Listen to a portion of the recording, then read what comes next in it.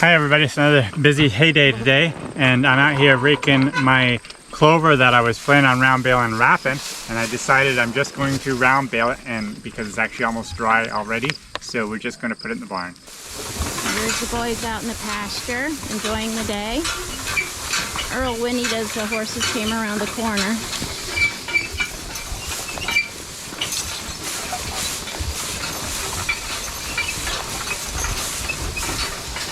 So this is the hay that we cut in my actually last video, if you missed that. But we have two sections here. We have this piece right here, and then over there there's another piece I cut earlier, and that's going to be square bales, and this will be round bales. A few days ago we had some dry round bales from down below on the lower farm that we brought up, and I'm going to show you us bringing them up the road. So here I'm coming up the road with Lady and Bill with a big load of hay, and it's an interesting place where we live because here's an Amish on a horse. Brenda didn't even realize it until he was right upon her, and he ran right by. So these bales are 4x4 bales. These are dry hay that we made, and I'm just bringing them up the hill to the barn.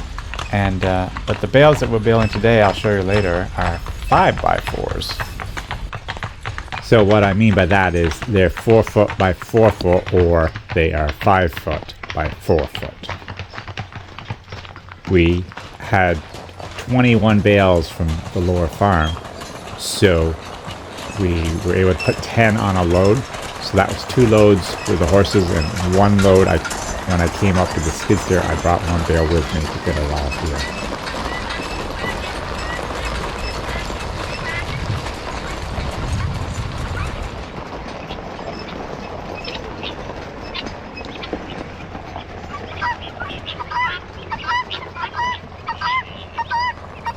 And this was from a couple days ago. We had so much work to do today, there's no way I could have done this also.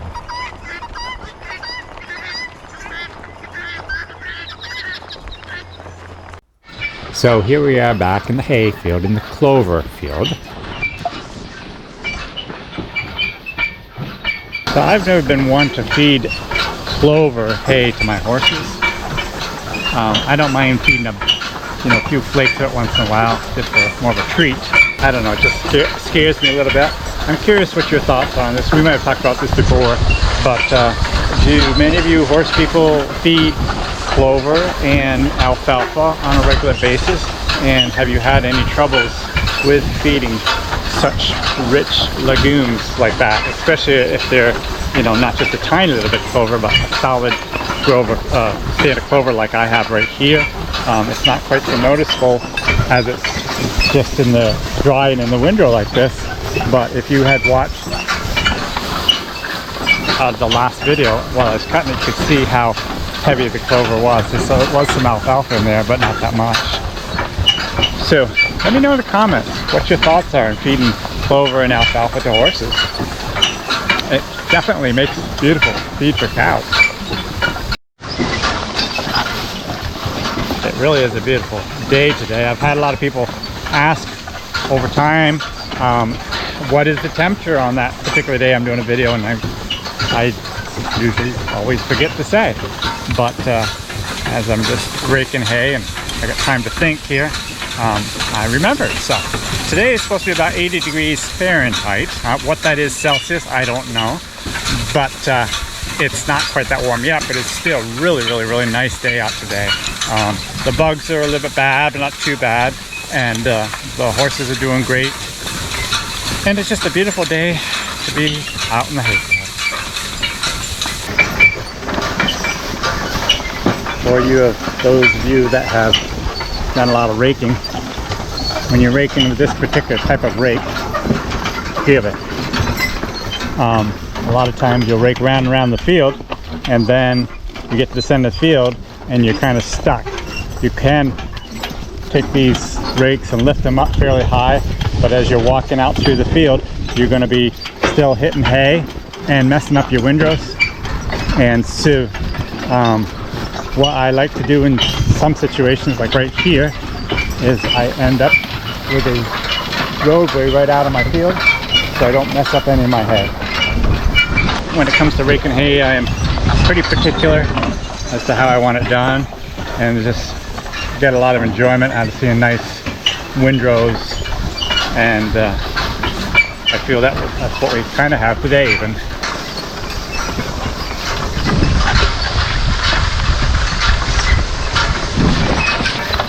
Okay, so here we are headed down our last strip of hay, and the job is pretty well all done, and that's good. And we are going to head in for lunch. It is actually 1 o'clock, and I very seldom wait this late for lunch, but when you're on a job like this, I just figured it'd be best to get it done so it could dry. There's still a few more green clumps in here in a few different spots. Can't see me right here, but there are a few, and so we want to get them dry before we bale it.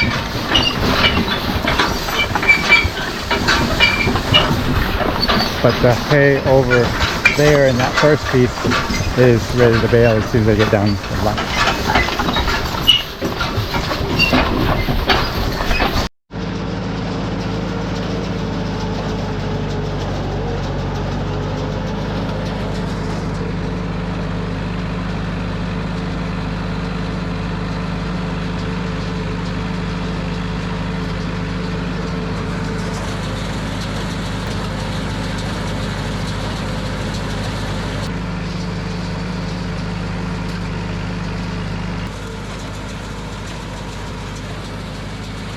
Okay, it's all done now, and it's all in the wagon. So this is a wagon of a customer. She actually brings the wagon over and I load her wagon, which is great. And when I first started out in this field, I thought I could kick it all in. Then I realized I'm not going to be able to get it all on. So I ended up, every time around, I stopped and I stacked to get enough hay on the wagon and to get it all on. And it's a bit of a pain in the neck to do that, but sometimes for good customers, you have to do, you know, do things a little bit better than you normally would do, or different than you normally do, to treat your customers well, because they have to travel quite a ways with this, and they need 500 bales total of good second cutting. So that's what we were trying to get for her. So anyways, we got this done, and the piece over there will get round baled, and we'll get this stacked up, and we'll see how many bales are on. Okay, it's all stacked and all tallied. 193 bales in this load, and so the customer will be coming picking this up soon, and we're going to go down and we'll swap teams, take the Belgians down and rake some first cutting that we still have to bale up, and actually we still got a tiny little bit more first cutting to cut still, but it's mostly done. And it's usually quite often the case we're working with first and second cutting all at the same time. It depends on the year, and this year with it being so wet, that's definitely what's happening. So we'll go down and get that done. So here we are down on the lower farm, raking up this first cutting hay with Lady and Bill. As you can see, I finally got my new harnesses on them and adjusted up. I'll probably have to do some more adjusting here and there, but I'm really liking the new harnesses. And this is late cut, first cutting, and the quality is surely not as good as it would have been if it was cut in June, but it will still make good feed for horses.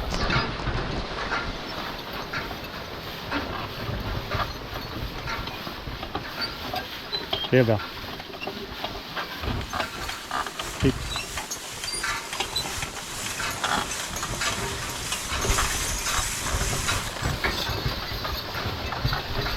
I wish I could have cut this whole field down the other night when I was cutting, but I just have so much to do. I have to be careful not to overextend what we're capable of doing here, so there's still more to cut.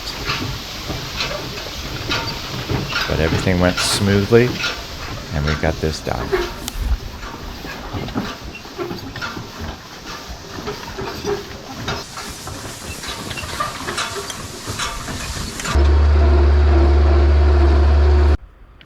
So while I was raking on the lower farm, Owen, our neighbor, came up and round baled the clover for us.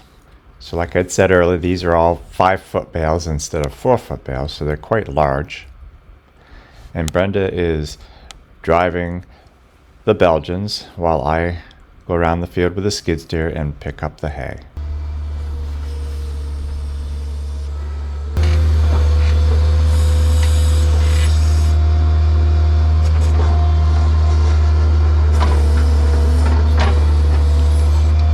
Just a little bit.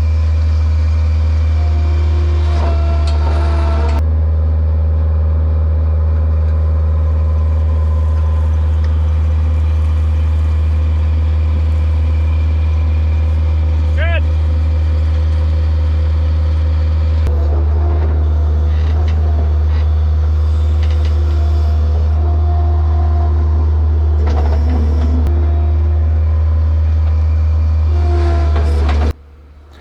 I use my skid steer for a lot of different things, and I really like it, but there are some disadvantages, especially in the hayfield.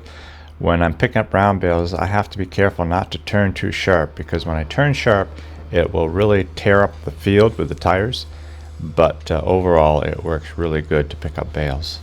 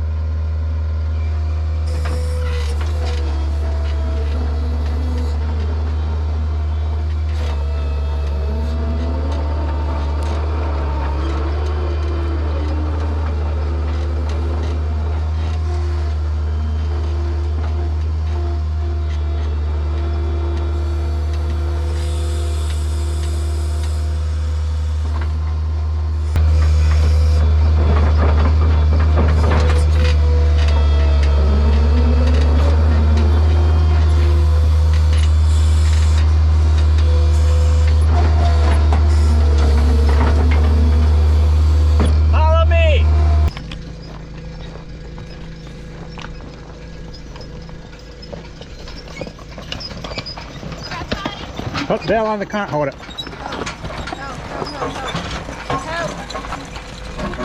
Turn. Once you turn sharp. Yeah, I better do it. Got it?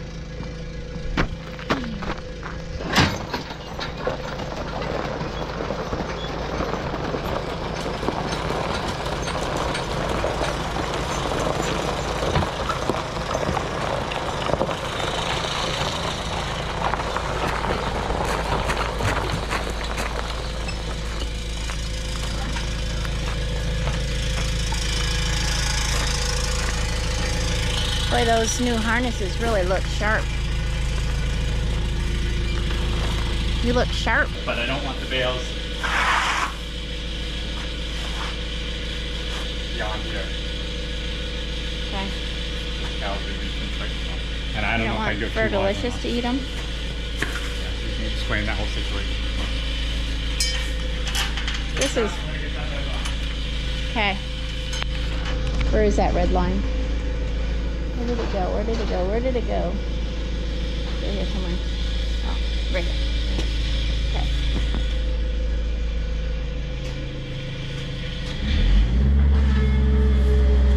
This is Fergie. She's our neighbor's cow. And she got out of the pasture. So she's spending some time with us. And she is super sweet. Whoops, I gotta pay attention. Keep coming! What? I'm just thinking. Oh.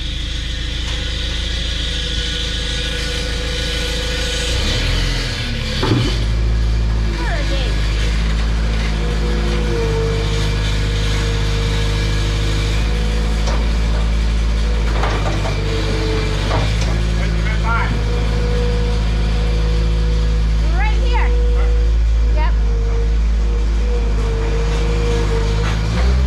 It's torture, isn't it, Fergie?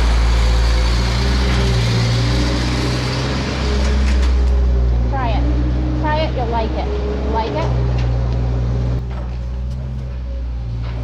Isn't she a big girl? She's very sweet. I'm happy to have her for a day or two. Or however long she's here.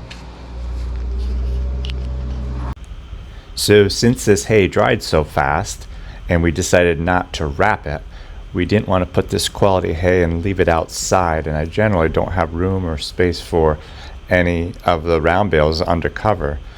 So I decided that I wanted to get this under cover, so I pulled the manure spreader out of this area of my barn so I could put the hay.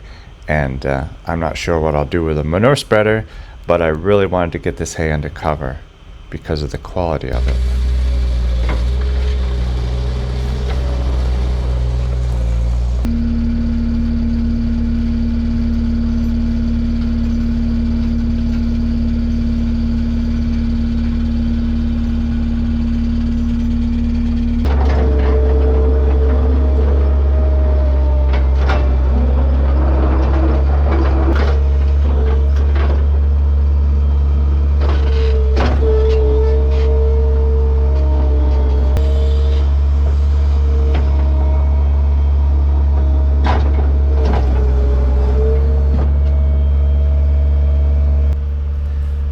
So there's the last of them. There was 13 of these big round bales.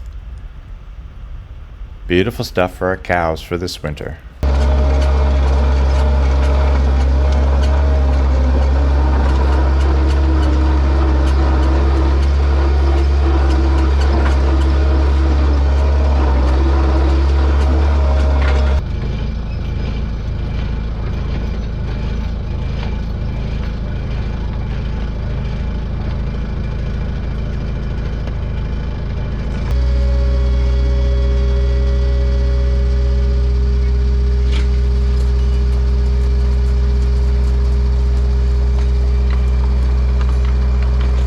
Okay, we got this job done.